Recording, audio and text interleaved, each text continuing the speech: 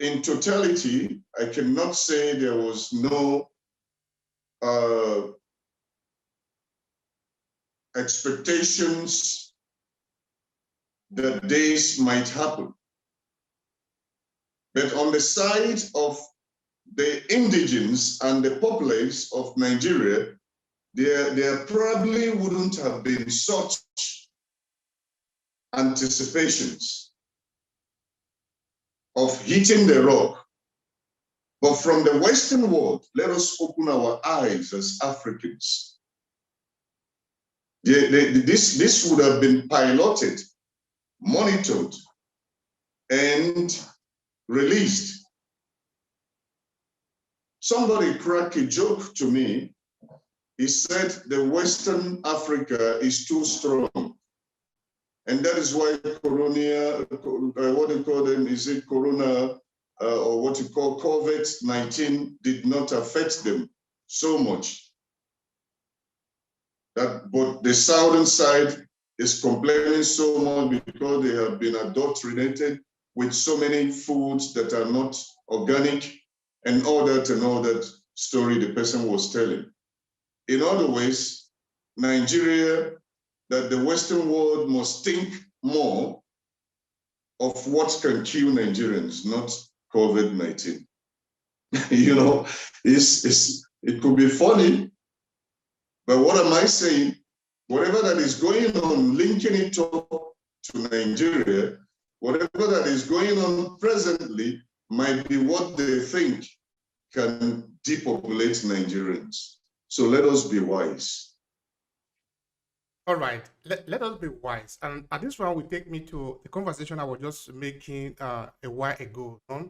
That yesterday, the guest I was talking to in Addis Ababa was saying that Nigeria is essential for Africa. And of course, as Nigeria, we should have also know this, no? And of course, we're going to touch some other argument before the end of this conversation because we are basically concentrating on security, which of you are an expert in security. You have had a lot of training in this area, so you are well prepared for it. So I'm not afraid to pose the whole question to you that I feel are concerning. Now, Nigerians have a lot of educated people, both home and abroad. Are we really powerless in front of what we have today, that our country is not working? Nigeria political experiment is failing in front of us. We can see it. It's like a house that is just crumbling.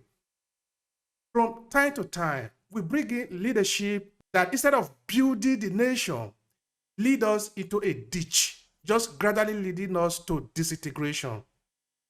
Now, as a people, I'm not saying that every Nigerian, for the fact that you are a Nigerian, meaning you are an intelligent person. That is not what I'm saying. That would mean like what we usually say, no? That a European white person, because you are a European or a white person, it means that you will be able to take advantage of an Africa. It's not true. There are some stupid people in Europe, just like there are some stupid people also in Africa. So in Nigeria, there are stupid people who are equal to nothing, but there are highly, highly trained and intelligent people among us. Why are we not seriously planning a way out? We cannot pretend that there is not going to be a consequence. One day, Nigeria might just become the like of Congo, and it will be worse. We will just be there killing ourselves like the medieval age. We will just be there slaughtering ourselves, trying to defend some system that are not there. Somebody would have tell us that the Igbo people are better than the Yoruba. For this reason, you have to go and kill the Igbo, or the Igbo should be killing the Yoruba. From merely thinking, we should understand that somebody is taking advantage of us.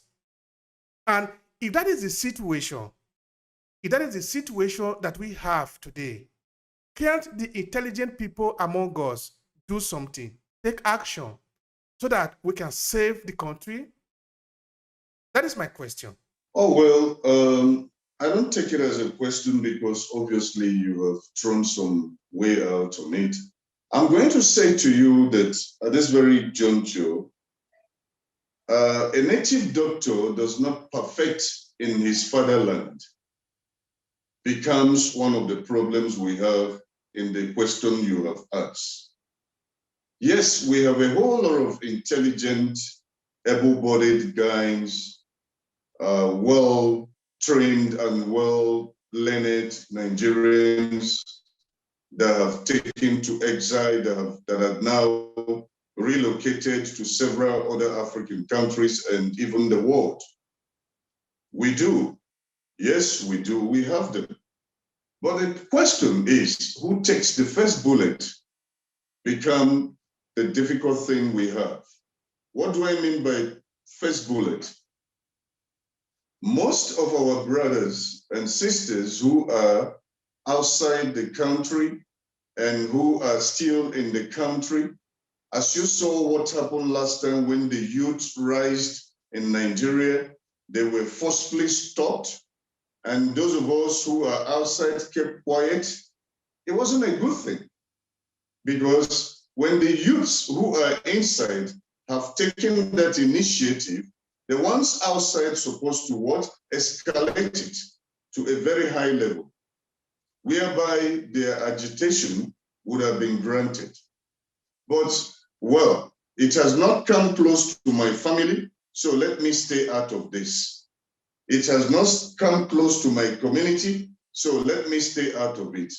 But the truth of the matter is that tomorrow, your community might be the next in target. And then it will be too late for you as a Nigerian to defend your community, because you didn't defend other people's community, and it has now come to you. The others will keep quiet. This is what is happening. Shared responsibility in Nigeria. Is a similar example of you being in a family. I gave these instances the other time in one of my communications, and I'm going to say it again. It is applicable to Nigerian contents. Where you have a certain dog called Jack, and you have 10 people who are responsible in feeding Jack. Obviously, the first person will come, maybe James will pass and say, no, I'm rushing to work. John will feed Jack. And Jack will pass and say, no, Juliet will feed Jack. And the last, until the least, will pass Jack without feeding Jack, and Jack will remain what? Hunger, and it will become starvation. So what have I just said? Responsibility in Nigeria. Whose cause is this? Okay, solution. Let us all form a diasporan organization that could speak for all of us who are in the diaspora, and include some of them who are home or who are based at home, include them into that organization and begin to share responsibility through that organization. I'm not talking of a community or a certain area of the country, people's organization. No, I'm talking of a collective organization of Nigerians in the diaspora and home coming together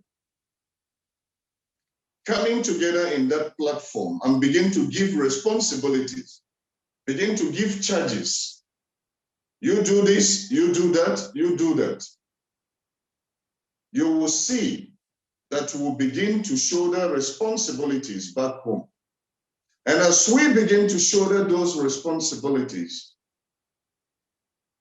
obviously, our voice and things to be done will then now be taken home and will be taken seriously. There will be no two ways, because, and okay, for instance, if they say they want to, probably the UN is coming into Nigeria for this and that, for instance, and we sit in that organization and raise a petition for everyone to sign, and probably we get up to 200,000, for instance, petitions signed That is an authority. We have been authorified to then approach the seats of powers in Nigeria and say, this will not happen, because we have several people who have already signed this petition, and they are the bona fide citizens of Nigeria. For instance, but it cannot happen while we all sit down and say to God, "Oh Israel, I am closer to where I'm going than where I'm coming from, so let me just relax." It will never happen.